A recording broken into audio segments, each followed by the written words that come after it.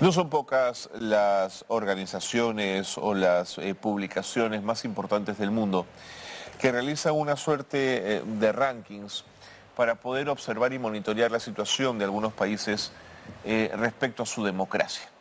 En América Latina, The Economist ha publicado ya el índice de democracia 2024 y el Perú, la verdad es que no ha mejorado. Por segundo año consecutivo se considera dentro de la calificación que The Economist usa para los países evaluados, nos califican como un régimen híbrido.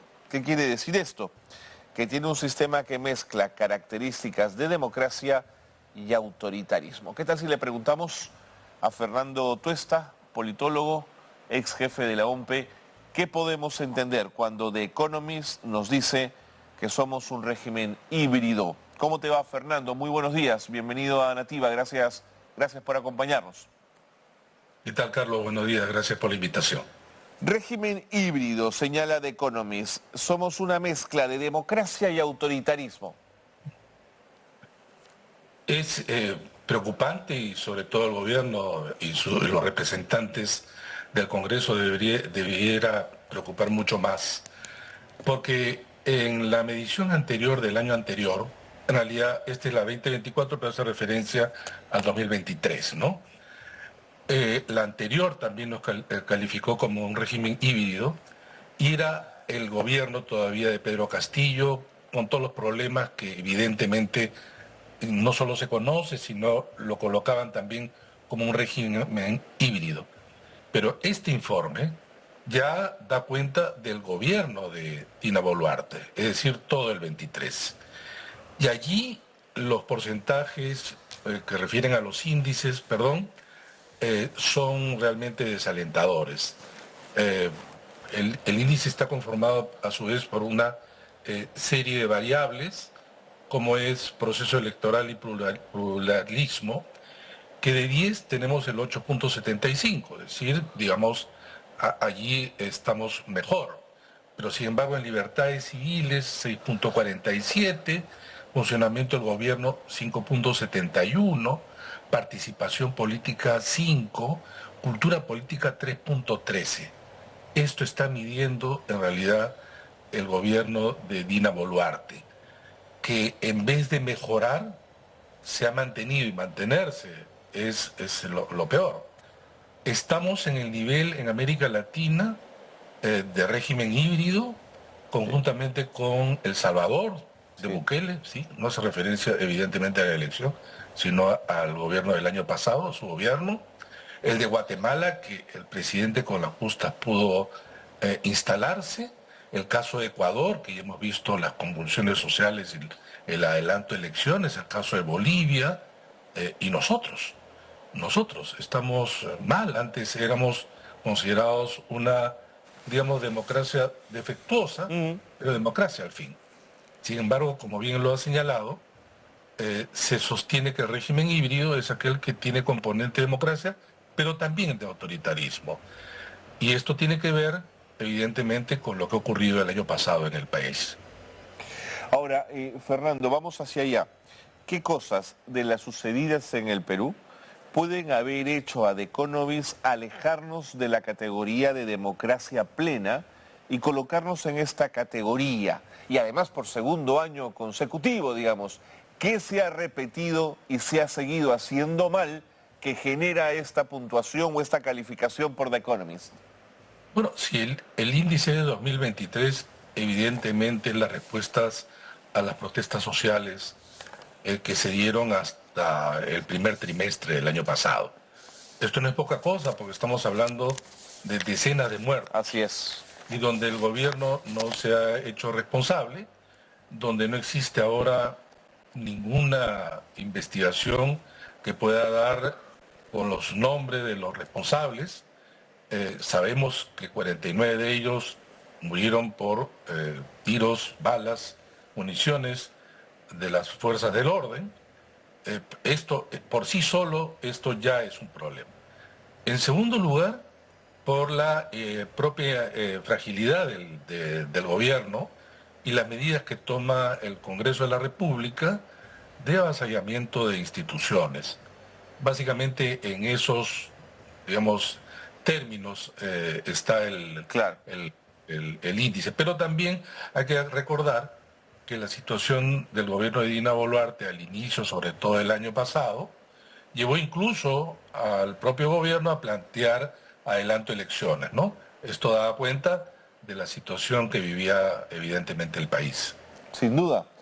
Ahora, como experto en estadística también, Fernando, yo quería preguntarte cuáles son los criterios que evalúa la publicación para que el Perú mantenga uno de los puntajes más bajos del mundo, porque tú nos has comparado en América Latina, pero Fernando nos supera Malawi, nos supera Bangladesh en ese ranking. Estamos, estamos en el puesto 77 y claro, otros países del mundo nos superan, evidentemente Europa, los países de democracia más estables, pero también países de Asia y África eh, que están, digamos, también en ese mismo rango, pero con mejores índices.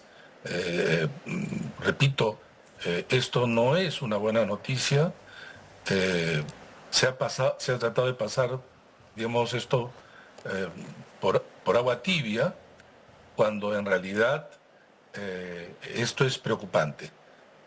Se ha dicho que el gobierno de Dina Boluarte y el Congreso de la República han jugado al borde de la democracia, pero el índice reporta que con grados de Sin autoritarismo duda.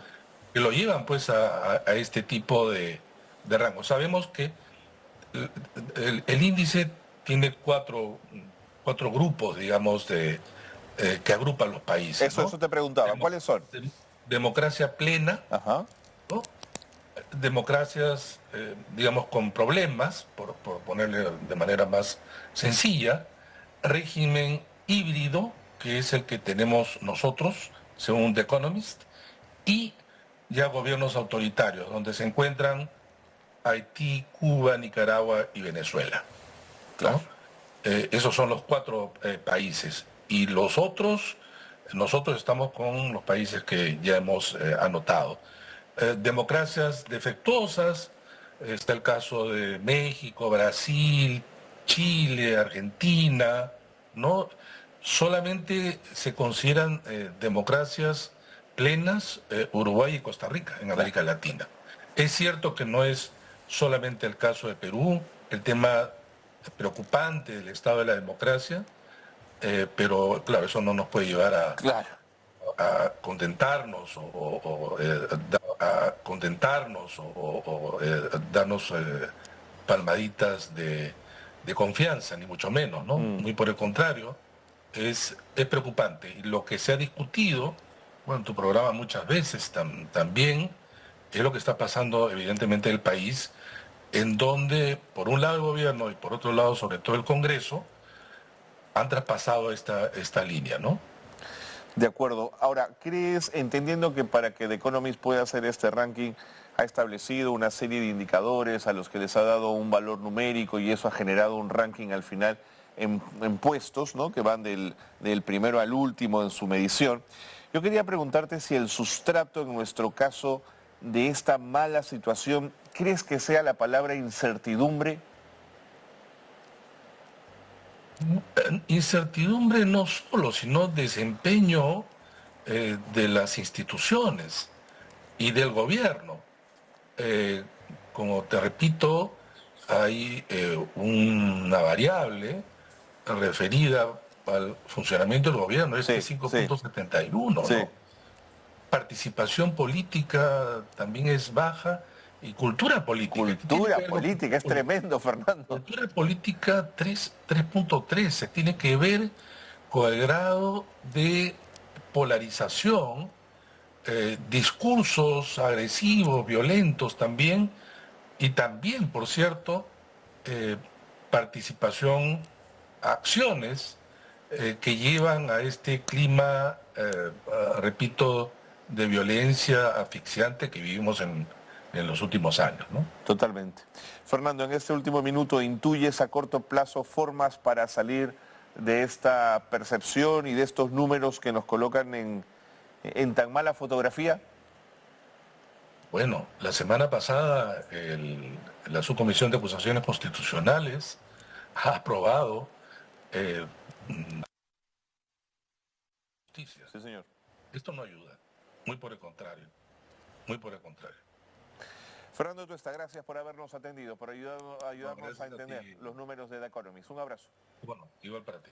Fernando Tuesta ha estado con nosotros, politólogo de la Pontificia Universidad Católica del Perú, ex jefe de la OMPE, que nos daba sus alcances y su mirada especializada en relación a esto, donde The Economist nos coloca, como dijo Fernando, a nivel de Ecuador, Honduras, Guatemala, Bolivia, El Salvador, ¿no? Un país como el Perú, ¿es cierto?, a la altura de los países centroamericanos, que hay que respetar a todos, por supuesto, pero por tradición, por peso específico, por lugar en la región, por la historia, deberíamos tener una fotografía sin duda diferente. Vámonos a la pausa, seguimos con más aquí en Nativa.